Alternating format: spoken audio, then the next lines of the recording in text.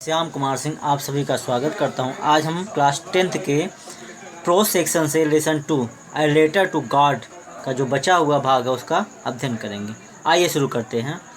The man went out for no other reason then to have the pleasure of feeling the rain on his body and when he return he exclaimed the man went out. आदमी गया, वह व्यक्ति गया।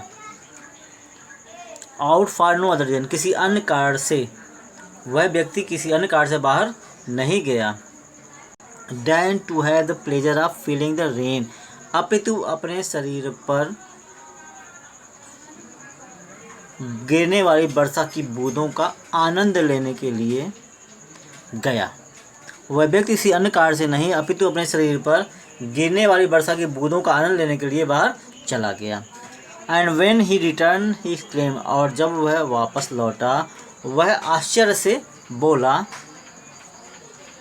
The man went out for no other reason, वह व्यक्ति किसी अन्य कारण से बाहर नहीं गया। Then to have the pleasure of feeling the rain on his body, अपितु अपने शरीर पर गिरने वाली वर्षा की बूंदों का आनंद लेने के लिए बाहर चला गया। When he return he claim, जब वह वापस लौटा तो वह आश्चर्य से बोला।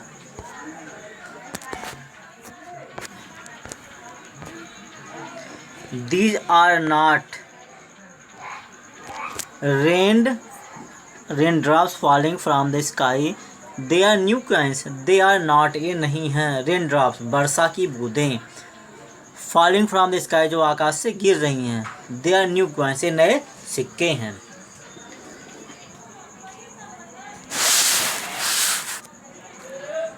These are not raindrops falling from the sky, मतलब ये आकाश से गिरने वाली वर्षा की बूंदें नहीं हैं।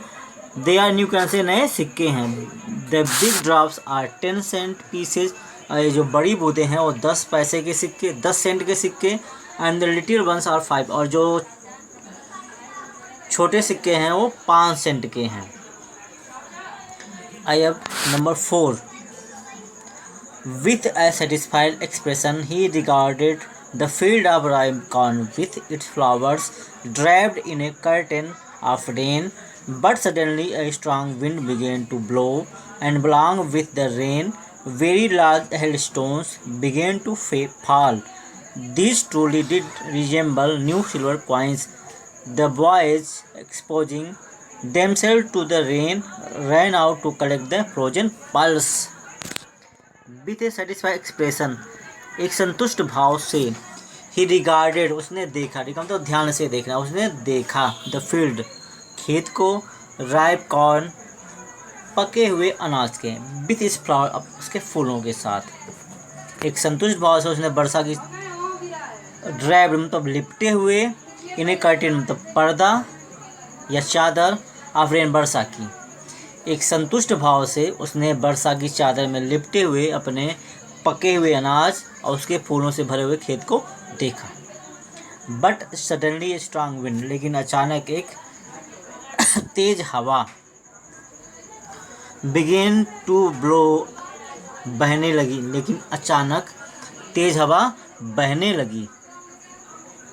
And along with the rain, और वर्षा के साथ, very large hail stones began to, और बड़े बड़े ओले गिरने लगे। किंतु अचानक तेज हवा चलने लगी और वर्षा के साथ बड़े बड़े ओले गिरने लगे।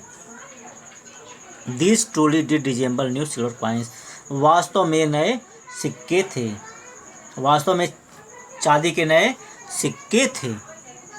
The boys exposing, लड़के कपड़े उतार कर, themselves स्वयं, लड़के अपने कपड़े उतार कर, to the rain, वर्षा में, ran out to collect the frozen pearls, उन जमे हुए मोतियों को बटोरने के लिए बाहर दौड़ आए। देखिए फिर से एक बार बता देते हैं। विथ ए सेटिस्फाइड एक्सप्रेशन, एक संतुष्ट भाव से, ही रिगार्डेड, उसने देखा, द फील्ड, खेत को, फील्ड ऑफ राइप कॉर्न, पके हुए अनाज के, विथ इज फ्लावर, उसमें फूल लगे हुए थे। मतलब एक संतुष्ट भाव से उसने वर्षा की चादर में लिपटे हुए अपने पके हुए अनाज और उसके फूलों से भरे हुए खेत को देखा। But suddenly a strong wind began to blow, and along with rain very large hail stone began to fall. लेकिन अचानक तेज हवा चलने लगी और वर्षा के साथ बड़े बड़े ओले गिरने लगे। This story did resemble new silver coins. वास्तव में ये नए चांदी के सिक्के थे। The boys exposing themselves to the rain. लड़के वर्षा में अपने कपड़े उतार कर ran out the collect the frozen pearls. इन जमे हुए मोतियों को बटोरने के लिए घर से बाहर दौड़े। आगे देखिए, it is really getting bad now. अब वास्तव में बहुत बुरा हो रहा है। Exclaim the man. उस व्यक्ति ने विचारपूर्वक कहा, उस व्यक्ति ने आश्चर्य से कहा, I hope it pass quickly. मैं आशा करता हूँ कि ये शीघ्र ही समाप्त हो जाएगा। It did not pass quickly. यह जल्द ही, यह शीघ्र ही समाप्त नहीं हुआ। फॉर एन आवर, लगभग 1 घंटे तक। The rain on the house.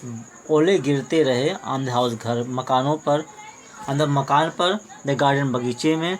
The hill side, पहाड़ी। The cornfield on, the cornfield, तो अनाज के खेत। And on the whole valley, और पूरी घाटी में। 1 घंटे तक ओले मकान, बाग, पहाड़ी, अनाज के खेत और पूरी घाटी में बरसते रहे।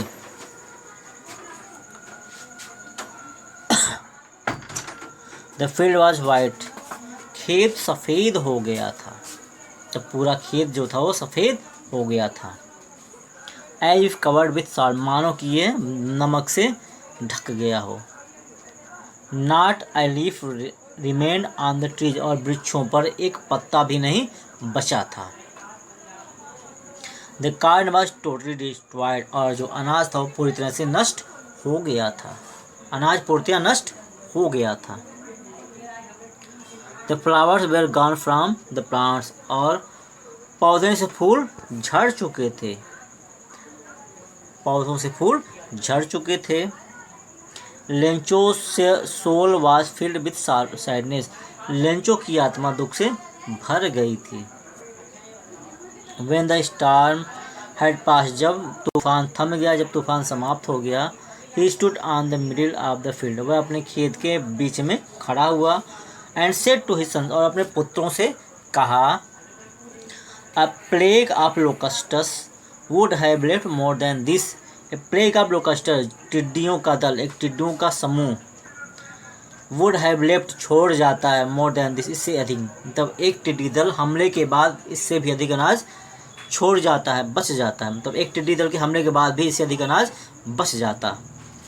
The hail have left nothing, उन्होंने कुछ नहीं छोड़ा। This year we will have no corn, इस वर्ष हमारे पास अनाज नहीं होगा, इस वर्ष हमें अनाज नहीं मिलेगा। That night was a sorrowful one, वह रात बहुत दुख भरी थी। All our work for nothing, हमारा सारा परिश्रम बेकार हो गया, निष्फल हो गया। There's no one who can help us, और यहाँ पर कोई नहीं जो हमारी सहायता कर सके। We shall all go hungry this year, इस वर्ष हम भूखे रहेंगे। But in the hearts of all, लेकिन सबके हृदय में। Who lived in that solitary house in the middle of the valley, जो उस घाटी के बीच में एक लौता घर था, सभी के हृदय में।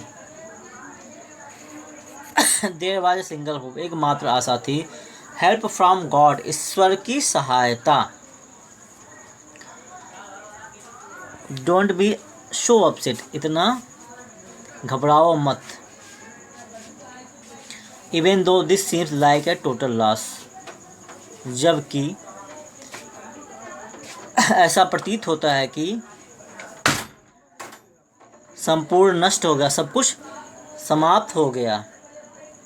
Remember no one dies of hunger, याद रखो कोई भी भूख से नहीं मरता। That's what they say, no one dies of hunger. कहते तो ऐसा है कि कोई भूख से नहीं मरता। अब इसके बाद जो भाग बच रहा है उसका अध्ययन हम कल करेंगे।